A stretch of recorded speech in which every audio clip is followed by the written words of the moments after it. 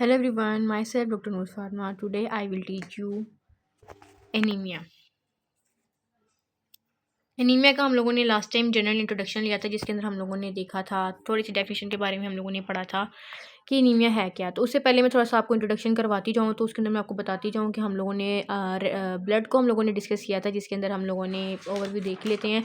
Blood को देखा था, उसकी हम लोगों ने प्रॉपर्टीज़ वगैरह को देखा था, उसके फंक्शंस को देखा था। उसके साथ साथ फिर हम उसके अंदर ब्लड में अब सेल्स कौन कौन से पाए जाते हैं तो हम उसके अंदर आए थे। कॉम्पोजिशन के बाद हमने रेड ब्लड सेल्स को पढ़ा था, उनकी प्रॉपर्टीज़, फंक्शन वगैरह ये सब चीज़ें हम देखने के बाद हम लोगों ने उसकी वेरिएशंस वगैरह देखी थी। लाइफ स्पेन ऑफ आरबीसीज़ देखा था और उसके साथ साथ वेरिएशन में भी दो किस्म की थी। फिजियोलॉजिकल वेरिएशन थी और उसके अंदर हमने हाइपोक्सिया टर्म जो था उसको भी देखा था कि ऑक्सीजन जो थी डिमांड वो ज़्यादा हो रही थी और जो है बॉडी में जो ऑक्सीजन थी वो कम हो रही थी। कम होने की वजह से डिमांड बढ़ी थी ऑक्सीजन की। तो इसी तरह हम लोगों ने उसके पैथोलॉजिकल वेरिएशंस को भी देखा था और फिर हमें पता चला था कि पैथोलॉजिकल में भी उसके अंदर प्राइमरी और सेकेंडरी पॉलीसाइथीमिया हो रहा था। अच्छा, ये सब चीज़ें करने के बाद अब हम एनीमिया को डिस्कस करते हैं। एनीमिया क्या चीज़ है? एनीमिया के अंदर क्या होता है, आरबीसीज़ का काउंट होता है वो कम होना शुरू हो जाता है। नॉर्मल रेंज से डिक्रीज़ कर जाता है। इसके अंदर क्या होता है कि एक तो आरबीसीज़ काउंट कम हो रहा है और फिर इसको फर्दर इसको 2 टाइप में क्लासिफ़ाई किया जा रहा होता है। मॉर्फोलॉजिकल क्लासिफिकेशन और इटियोलॉजिकल क्लासिफिकेशन। तो मॉर्फोलॉजिकल क्लासिफिकेशन के अंदर ये होता है कि मॉर्फोलॉजी तो हमें नाम ही बता रहा है कि स्ट्रक्चर की बेसिस पे है। अपीयरेंस की बात है कि मॉर्फोलॉजी स्ट्रक्चर अपीयरेंस वगैरह ही होता है। तो वहाँ बस लिखा हुआ है साइज़ और कलर के ऊपर जो है ये डिपेंड कर रहा होता है आरबीसीज़ के। तो हम साइज़ ऑफ आरबीसीज़ को हम आइडेंटिफाई करते हैं एमसीवी के ज़रिए और उसके साथ साथ हम लोग कलर को आइडेंटिफाई करते हैं एमसीएचसी के ज़रिए। अच्छा, ये चीज़ तो होगी। अब हम देखेंगे मॉर्फोलॉजिकल एनीमिया होता क्या है। तो इसको फर्दर जो है वो 4 टाइप्स में क्लासिफाई किया हुआ है। 4 टाइप्स हैं और उनके डिफरेंट नेम हैं। पहले हम पढ़ते हैं नॉर्मोसिटिक नॉर्मोक्रोमिक एनीमिया। अब नॉर्मोसिटिक ही बता रहा है कि नॉर्मल चीज़ें ही होंगी। किस किस चीज़ में नॉर्मल होगा? कलर और सेल शेप नॉर्मल होगी, लेकिन आरबीसीज़ काउंट क्या होगा? डिक्रीज़ होना स्टार्ट हो जाएगा। उसके बाद इसी तरह हम मैक्रोसिटिक नॉर्मोक्रोमिक एनीमिया की बात करें तो इसके अंदर क्या होगा कि सेल, अब मैक्रो मैक्रो वर्ड ही बता रहा है। अब नॉर्मल है तो हमें पता चल गया कि हम लोग सेल शेप साइज पे बात कर रहे थे ना। तो सेल और शेप तो ठीक थी, कलर भी ठीक था, लेकिन आरबीसी काउंट था वो डिक्रीज कर रहा था। वो मैंने उसका नाम बता रहा था। अब मैक्रोसिस्टिक के अंदर क्या हो रहा है कि सेल जो है मैक्रो इनलार्ज हो रहा है, सेल साइज इनलार्ज हो रहा है और कलर जो है वो ठीक है, कलर पे भी कोई इफेक्ट नहीं आ रहा, कलर ठीक जा रहा है, कलर ठीक है, लेकिन सेल का साइज जो है वो इंक्रीज हो गया है। मैक्रोसिटिक हाइपोक्रोमिक एनीमिया के अंदर क्या होगा कि सेल शेप जो है वो भी इनलार्ज हो जाएगी, उसके बाद कलर और हीमोग्लोबिन जो है वो भी लोअर हो नॉर्मल रेंज से क्या होगा, कलर में भी चेंज आ जाएगा और हीमोग्लोबिन लेवल जो है वो जो है उसमें भी कमी आ जाएगी, वो भी लो हो जाएगा और उसके साथ साथ सेल शेप जो है वो भी इनलार्ज हो जाएगी। यानी यहाँ पे हमारे पास क्या था, कलर ठीक था जो कि नॉर्मोक्रोमिक या क्रोमिक यानी कलर ठीक आ रहा है, लेकिन मैक्रोसिस्टिक हो गया है तो सेल इनलार्ज हो गया। अब हाइपोक्रोमिक है यानी डिक्रीज हो रहा है कलर, कलर और हीमोग्लोबिन लेवल। कलर आ कहाँ से रहा है? हीमोग्लोबिन ही तो पिगमेंट है जो उसको रेड कलर दे रही हुई है, तो उसके ही कंटेंट में कमी आ गई है, वो ही कम हो गया है, तो वो कलर जो है वो जो है वो कम हो जाएगा, इससे इसको हाइपोक्रोमिक कह रहे हैं। और मैक्रोसिस्टिक सेल भी लार्ज हो रहा है इसके अंदर। इसी तरह माइक्रो, अब माइक्रो में स्मॉल हो रहा है, सेल क्या हो रहा है? स्मॉल हो रहा है। और हाइपोक्रोमिक वही बात कि कलर में भी जो है वो भी कम हो रहा है और इसके साथ साथ सेल का साइज भी स्मॉल हो रहा है। तो नेम ही बता रहे हैं कि क्या हो रहा है। इटियोलॉजिकल क्लासिफिकेशन पे बात की जाए तो बात जब इटियोलॉजी पे आती है तो इसका मतलब होता है काजेज और रीजन पे हो रही है, यानी ये बात रीजन पे होगी कि ये चीज़ हुई तो किस रीज़न की बेस के ऊपर हुई। तो उसको इटियोलॉजिकल क्लासिफिकेशन को हम फर्दर जो है उसको अगर सब क्लासीफाई करें, उसके टाइप्स पे बात करें तो उसके 5 टाइप्स हैं। कौन कौन से? लॉस ऑफ ब्लड, किसी भी वजह से हो गया है, हिमोरेज वगैरह हो गया है, कोई भी ब्लीडिंग वगैरह हुई है, कट्स वगैरह लगे कहीं से भी बॉडी से, जो है ब्लड का लॉस हो गया है। अब ब्लड लॉस हुआ है तो उसको हम क्या कहेंगे? हेमोरेजिक एनीमिया कहेंगे। इसी तरह हीमोलाइसिस हो गई है ब्लड, तो उसके अंदर हीमोलिटिक एनीमिया कह देंगे। हीमोलाइसिस क्या हो रहा है? रेड ब्लड सेल डिस्ट्रॉय हो रहे हैं, उनकी ब्रेक डाउन हो रहे हैं, तो उसको हम कह देंगे हीमोलिटिक एनीमिया। न्यूट्रिशन डेफिशिएंसी में न्यूट्रिएंट्स जो चाहिए आरबीसीज़ की फॉर्मेशन के लिए, जो बहुत ज़रूरी है, जिसके अंदर आरबीसीज़ ने सिंथेसाइज होना है, डीएनए ने सिंथेसाइज होना है, सेल ने मैच्योर होना है, वो जो चीज़ है वो नहीं प्रॉपर न्यूट्रिएंट्स मिलेंगे तो वो तो भी एनीमिया काज होगा।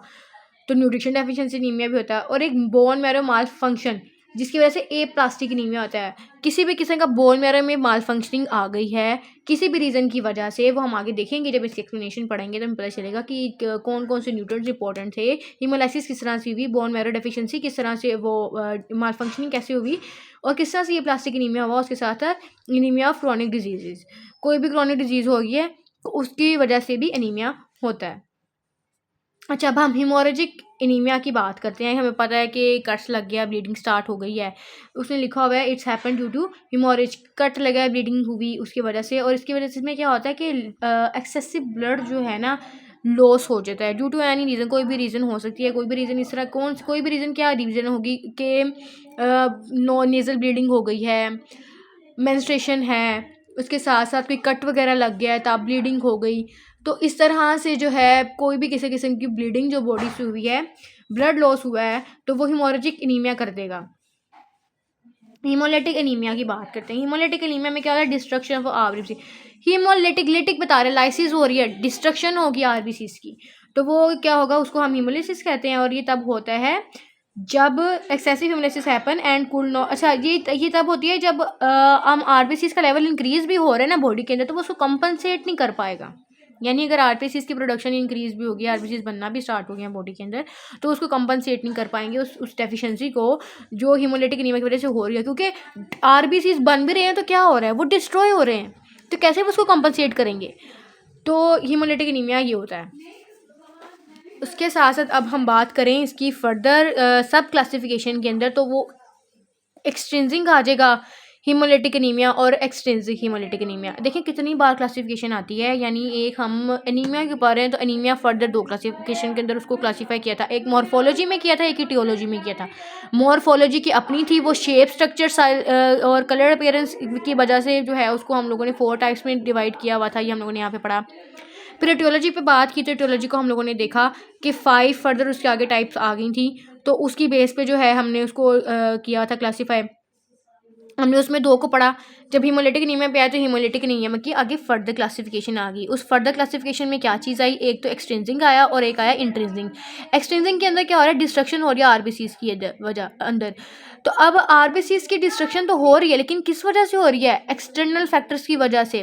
Liver, heart failure, renal disorder, hepatitis, malaria, और उसके साथ साथ जब हम पेनिसिलिन ले लेते हैं वो भी डिस्ट्रक्शन करती है। उसके अंदर भी पता क्या होता है, बॉडी का इम्यून सिस्टम जो है ना वो रिएक्ट कर जाता है ड्रग पे कि यार ये तो कोई फॉरेन मटेरियल आ गया, कोई हमारे हार्मफुल है, तो वो उस पर जब करते हैं ना तब अक्सर लोगों को पेनिसिलिन एलर्जी भी हो जाती है। और पेनिसिलिन ड्रग जो होती है वो भी एक एनीमिया की काज, हीमोलिटिक एनीमिया की वजह बन जाता है। इसी तरह से एंटी मलेरियल जो मेडिसिन होती हैं, ड्रग्स होती हैं, वो भी ये काज करती हैं। और उसके साथ ऑटोइम्यून डिजीज़ जो होती हैं, उसमें हम डायबिटीज़ ले लेते हैं या रिमेटिज़म ले लेते हैं, तो वो सब क्या करती हैं, आर्थराइटिस ले लेते हैं, ये सब करती हैं एक्सट्रिंसिक हीमोलिटिक एनीमिया। इसी तरह हम इंट्रिंसिक की बात करें तो इंट्रिंसिक में क्या हो रहा है, डिस्ट्रक्शन हो रही है। डिस्ट्रक्शन यानी आरबीसीज के अंदर अब डिफेक्ट आ रहा है, उसके अंदर तो कोई भी एक्सटर्नल फैक्टर था उसने डिस्ट्रक्शन करवाई थी। यहाँ पे क्या हो रहा है, यहाँ पे आरबीसीज में इफेक्ट आ रहा है, हेल्दी आरबीसीज नहीं बन रहे, अनहेल्दी आरबीसीज बनेंगे और उनका लाइफ स्पेन शॉर्ट होगा और वो जल्दी डिस्ट्रॉय हो जाएंगे। ये चीज़ क्या करेगी, ये काम ख़राब करेगी, ये इंट्रिंसिक है, बॉडी के अंदर काम ख़राब हो रहा है, अनहेल्दी आरबीसीज बन रहे हैं।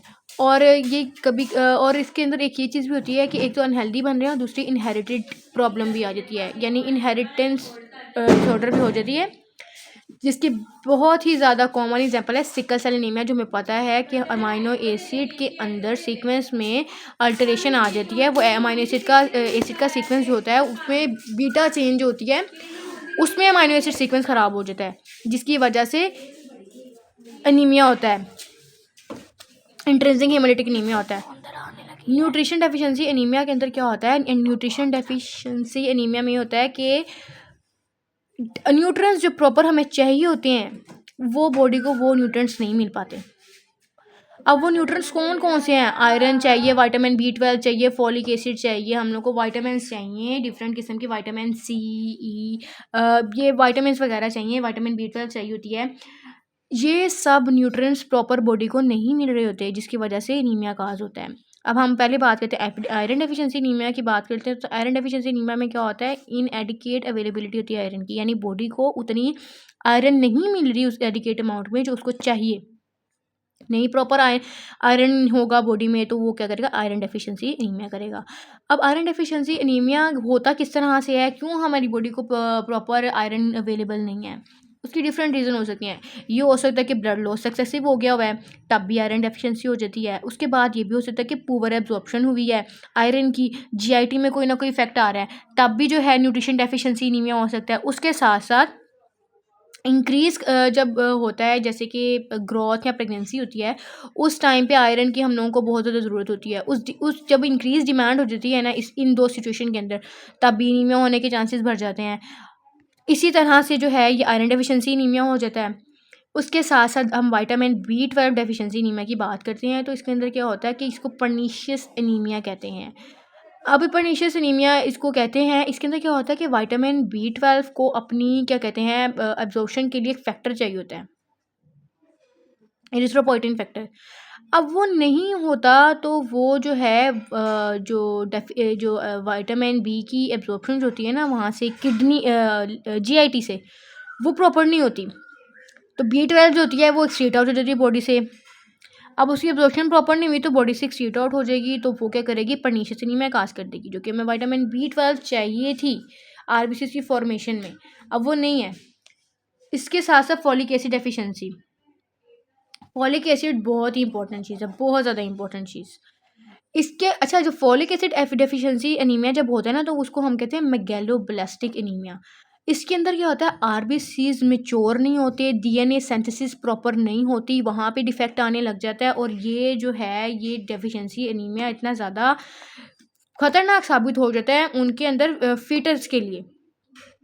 ड्यूरिंग प्रेगनेंसी ये बहुत ज़्यादा फॉलिक एसिड डेफिशिएंसी की वजह से बहुत ज़्यादा कॉम्प्लिकेशंस आ जाती हैं, इसलिए बहुत इंपॉर्टेंट होता है कि जिस टाइम आप कंसीव करने की तरफ जा रहे हो उस टाइम आप विटामिन ये जो फॉलिक एसिड जो है ना उसको लेना स्टार्ट कर दें एज ए सप्लीमेंट, क्योंकि फीटल की प्रॉपर ब्रेन डेवलपमेंट नहीं हो पाती, प्रॉपर उसके आरबीसीज नहीं बन पाते, जो पता है मैच्योर नहीं होते, डीएनए सिंथेसिस में डिफेक्ट आ जाता है, इस वजह से प्री मैच्योर बर्थ होना और काफ़ी कॉम्प्लिकेशंस आने की रीज़न बन जाता है।